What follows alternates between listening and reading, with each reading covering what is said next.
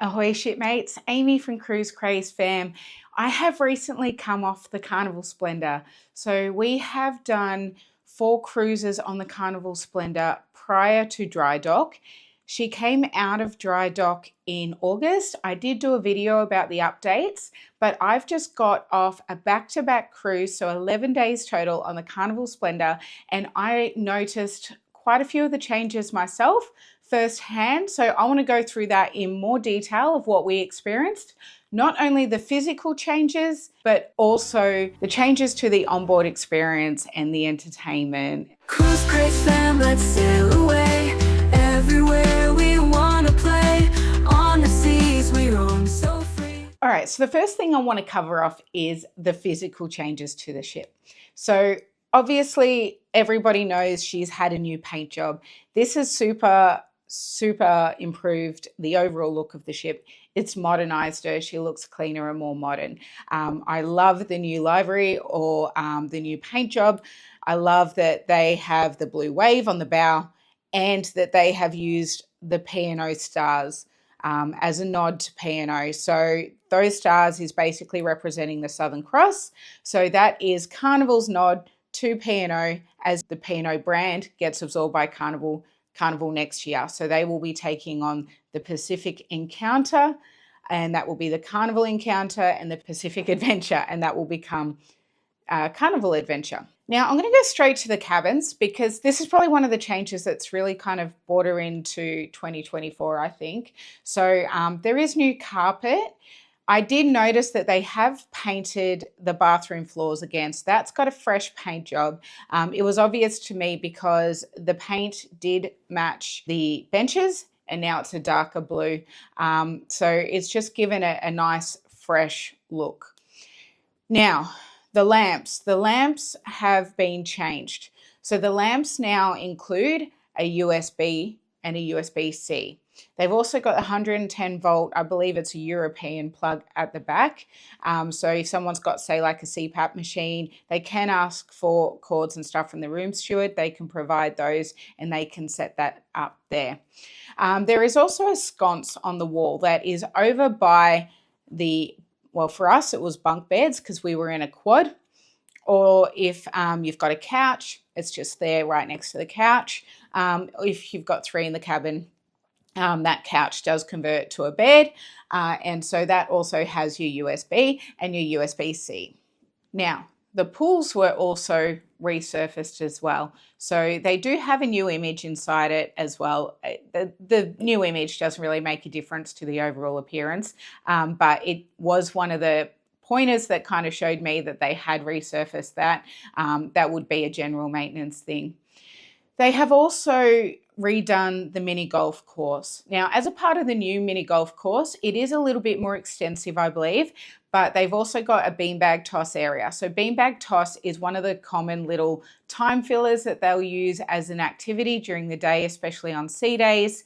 They'll run beanbag toss competitions and stuff like that. So there is now a dedicated beanbag toss section. So even if you're not doing it as a part of the competition, if you're just looking to fill some time on a sea day or even a port day, if you're just hanging around on the ship and it's rather quiet, then that's one of the activities you can go do. Another thing I noticed when we went up to the top deck is that they have removed the stage. So there used to be a stage as you came out the doors, and that's where the cruise director would go up there and they'd run their activities. They also had the DJ up there. This is a change I personally don't like. They've actually relocated the DJ. So he used to be down there on the stage, and now the DJ is located up on deck 10 on the other side of the pool. To me, it just removes the DJ too much and it makes it a less personable experience. Now, I know on their newer ships that they do have a balcony that the cruise director will come out on and that there is a DJ up there. I just found when the party's going on the other side of the Lido deck and the DJ is so far removed from where we are, it changes the vibe a little bit. I like to see the DJ there doing his thing, and it just definitely removed that. So they've they've set up a box now where the DJ comes and sets up their equipment. So now that's their permanent spot. I don't like it. I liked it when they were down near the entryway. It just, I like to get to know the crew and I like to experience with the crew, and it just removed that for me. All right, so another thing we've already talked about is that the carpet has been replaced throughout. This is a controversial change. The carpet is really out there. It's really in your face. Some people find it quite offensive. I did find it was still quite vibrant. I won't say I love the carpet, but I don't know if they're trying to shift the focus away from the pink donuts with the zebra print. So look, I probably wasn't as offended when I was on the ship as to when I saw the photos when it was first released by this carpet, but I did still find it was quite vibrant and a little bit in your face. But it doesn't change my overall experience on the Carnival Splendor. I also noticed that the atrium floor has been refinished. So I'm sure it was just a sand, restain and varnish job. But I did notice that the timber is now a lighter timber, which is probably a more modern look. And while we're down in the atrium, a studio, so studio is their photography studio. So not the photos that you'll do along the promenade deck. These are actual portrait photos. We have had them done in the past. They are a little bit more expensive, but honestly, if you were to do studio photos on land, they're not cheap either. They edit them and they do come out lovely. They're beautiful photos. So I have done it in the past when we went on a family cruise and we wanted family photos, but now they did have kind of a hidden away it was a hidden away office that was actually located in the Red Frog pub, which was a little bit weird, I got to admit. So now they've actually set up down in the atrium, just off to the side on, that would be the port side, where there was just seating before, they've now set up a studio area. So I guess that's where they now do their consultations and their presentations and stuff like that. Another really obvious change when we first got on the ship and we went to the MDR on the first night is the benches. So they do have some lime green throughout the ship. So it looks like it's grout, but on closer examination on this cruise, I noticed that those walls aren't tiles, that it's like a pressed metal, and the grout look paint it's lime green. So what they've now done in the MDR is the new benches, which were kind of a bit of a reddish color, they are now lime green. It's a very bold move, probably not one that I would have made myself, but again, it's all aesthetics, and to me, aesthetics doesn't make or break a cruise. So you know, the overall look of the ship is very vibrant, very out there, and I compare it to Vegas. And so I guess it kind of goes with that. While we're talking about food, so another thing that was a massive talking point when this came out is that Mad Sizzle has now been added in. So that's a Middle Eastern food. We were so excited to try it. We went one day, we finally had a chance. We went one day. It was about 1 o'clock in the afternoon. We put in our order and the guy said it's a 45-minute wait. So with kids with us, the kids aren't exactly patient.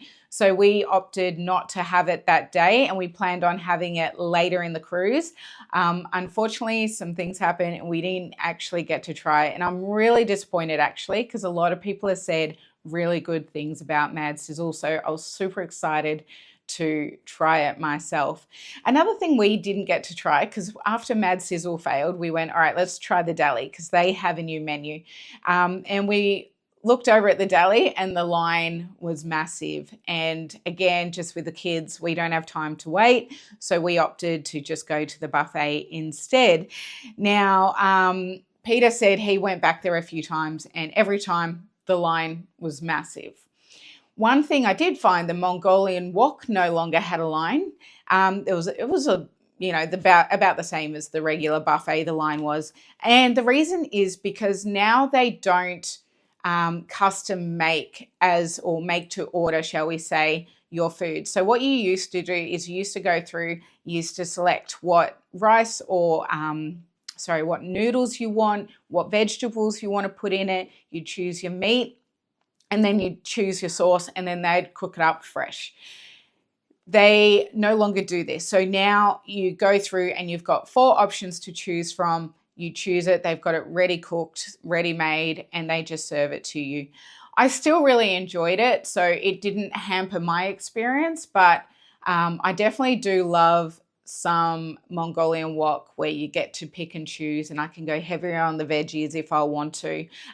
So it was a little bit disappointing, but it still tasted great, so I didn't really care at the end of the day. In the evening, that Mongolian Walk then turns to Chopsticks and More. Chopsticks and More is sushi, you've got noodle soups, and dim sum. I did try a little bit of the dim sum. I did enjoy it. Ty loves sushi, so we did get him sushi a couple of times. We did find the first time that we ordered it, there was a bit of a wait. I think that's because we did order it at night. They are only open from 5 p.m. till 9 p.m. So it is only a dinner thing, and we eat at the MDR every night. This night, Peter and I had something else to go to, so we didn't make our dinner time, so we opted that Ty could have his sushi that night and would try it out then. Ty also had sushi one day for lunch. It came a lot quicker, so we were just having lunch in the MDR, and in the MDR there was the option to order sushi for lunch. So he did order it then, and it came really quickly, and he really enjoyed it. Another massive change that a lot of people talked about is Masala Tiger was moved up to where the old-fashioned barbecue was. Old-fashioned barbecue, unfortunately, is no longer on the Carnival Splendor. Now in her place, up on deck 10 in the buffet, the Lido buffet, so you go up to deck 10 and it's Masala Tiger there now. Masala Tiger is super popular and it always stayed busy. The unfortunate thing for me is I went there and I asked him which ones don't have dairy out of the whole thing. Unfortunately, everything except for the steamed rice had dairy, so they must put butter in everything. So unfortunately, I didn't get to try Masala Tiger and I was absolutely shattered. Peter did have it and he did really enjoy it. Masala Tiger is now also open for dinner too at an additional cost. We also noticed that on the floor in the Lido buffet that the tiles have been replaced. The old tiles were a little bit slippery, so they have now been replaced with a brand new non-slip tile. Another couple of small things that I noticed. So in the laundry, there is now little swipe machines directly on the machines. This is new. From what I can remember, I can't remember how we did it. I think we used to swipe and we'd select what number machine, and it was on the opposite wall, I remember. It's been a little while, so I don't remember exactly, but I believe it was on the other wall and you'd select which machine and then you'd hit the start button. But now each machine now has a swiper. So you swipe your card there and it also times down so you know how long is left on the machine. So I did find this extremely useful. Another thing that doesn't really affect me is there was a new Players Club desk. I believe it's new. I've not really gambled on the Carnival Splendor. I think Peter and I dabbled in it for like 15 minutes on one cruise, but that's about it. So we never really paid too much attention. But I believe that this desk at the Players Club is a new desk. So we did go there once when we had an issue in the Games Arcade, because the Games Arcade is run by the casino. So we went there to get some assistance. All right, so probably the last change that I can think of for now that did actually affect me was there was brand new equipment in the gym. This was a great thing. All the treadmills, all the cardio equipment was new. I did notice that there was additional benches, which was great. So the way it was before, there was only 3 benches and that gym does get quite busy. So it was definitely great. I believe there was about 4 or 5 benches off the top of my head. There was one seat, so seat for doing, say, shoulder press and stuff like that. So it's just an upright seat. And then I believe there was 4 benches off the top of my head.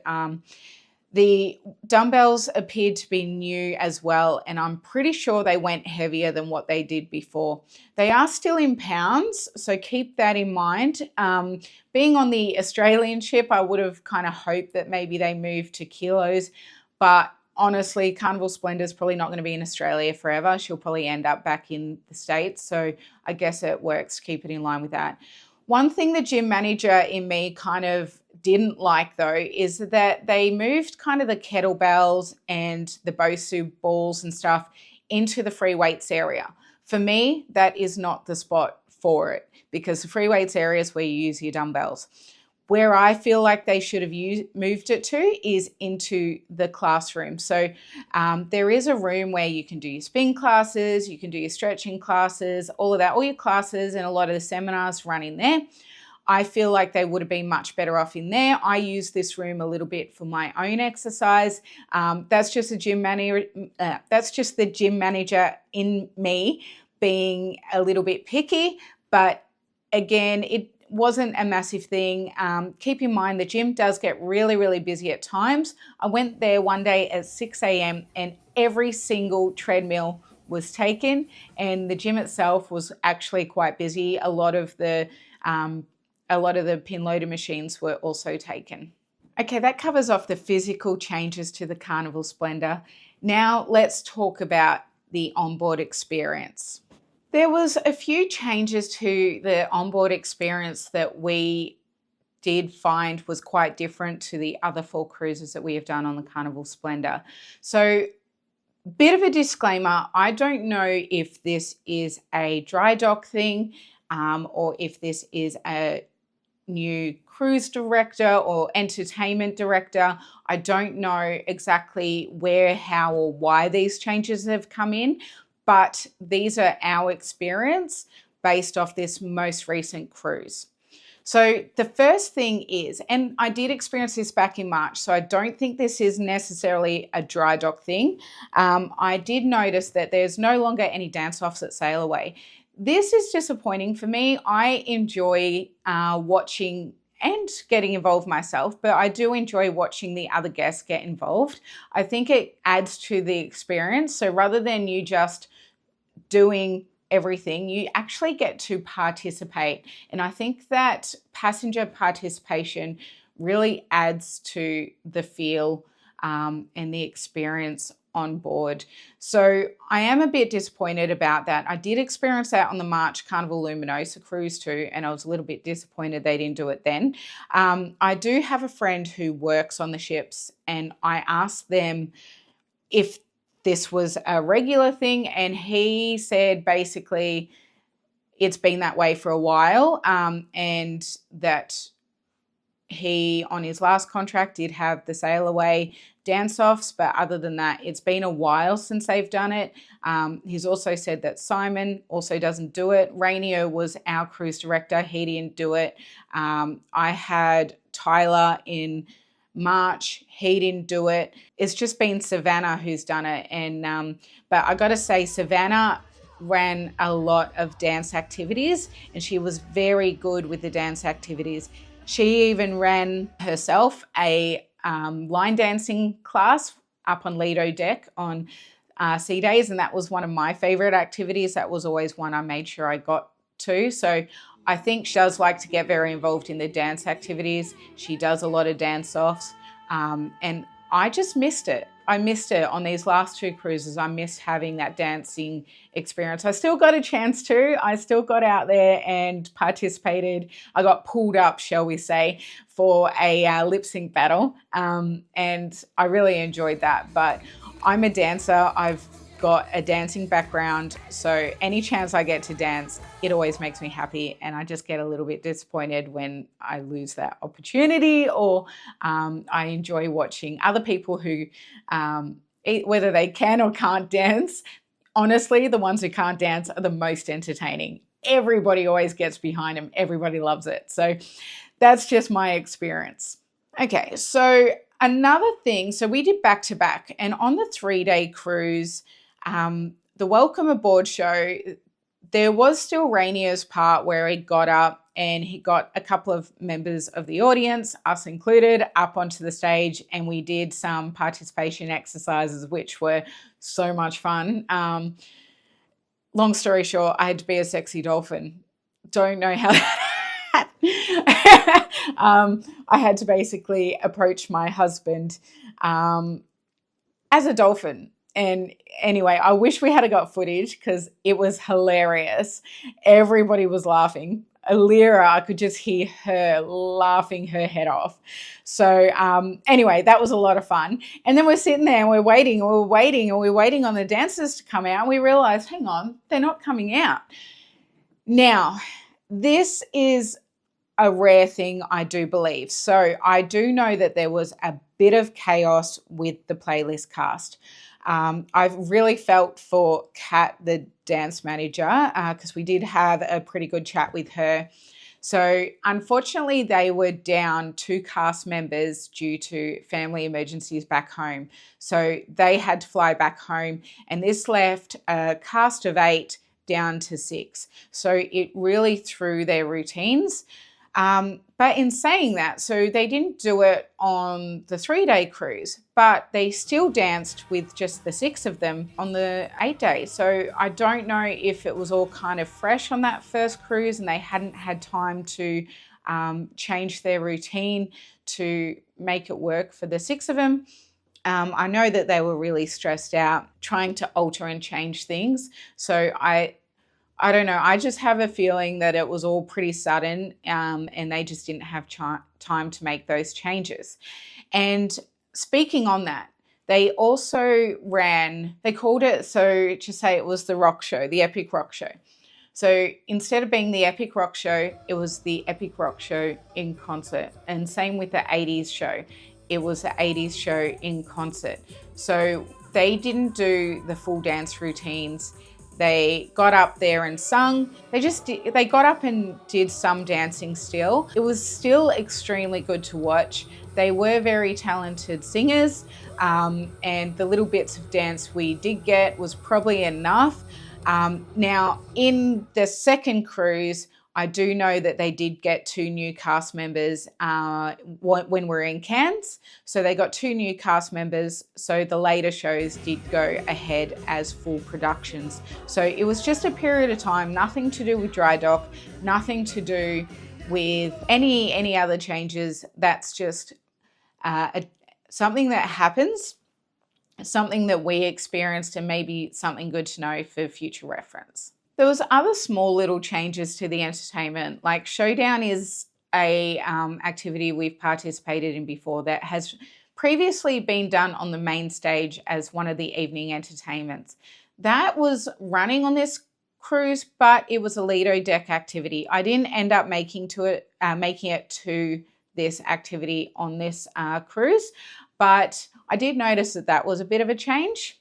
In the main dining room, every night we are used to having Showtime, and it's something we really look forward to. You hear the maitre d' call out over the microphone, "It's Showtime," or just Showtime.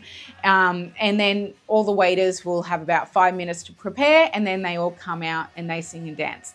This is a highlight of dinner for us. I know some people find it a bit too much, but if they find that a bit too much, then maybe Carnival's not the cruise line for you, because their motto is choose fun. Everything is fun.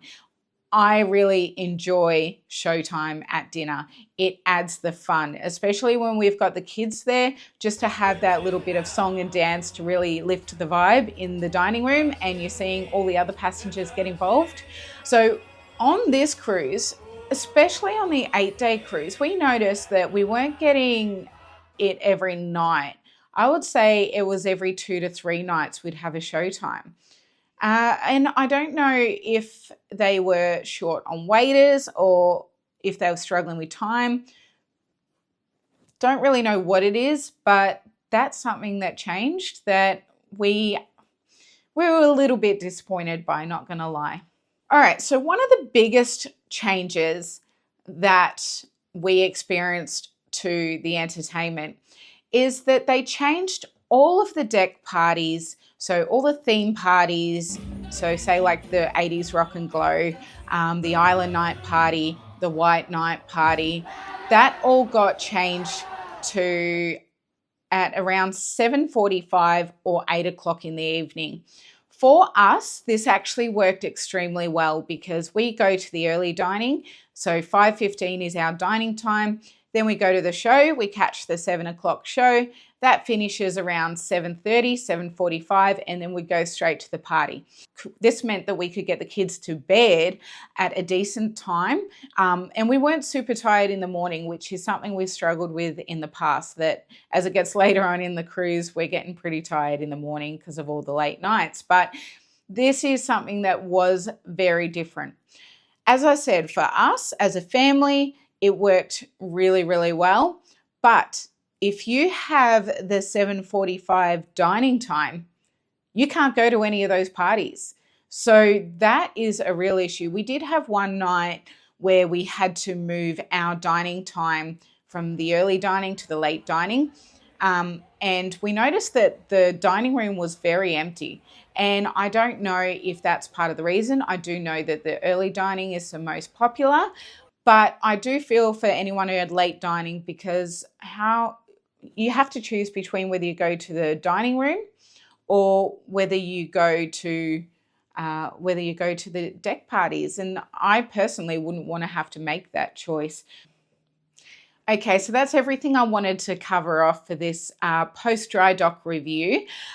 I still have all of my vlogs to put together. I haven't even started on the vlogs. I've got vlogs to put together. I do have the Carnival Splendor ship review and ship tours coming. So there's plenty more videos to come.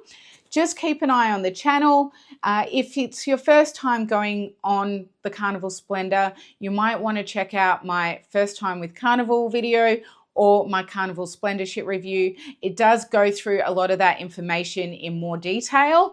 And so then you'll get a bit more of an idea of what I'm talking about. This video is probably more designed for the experienced cruisers who have done Carnival Splendor and are looking to go back on the Carnival Splendor post-dry dock. Anyway, I hope you got some good information from this. If you have any questions, pop it in the comments below. I'm sure I'll be able to answer it. Otherwise, we will catch you in the next one. Thank you for watching.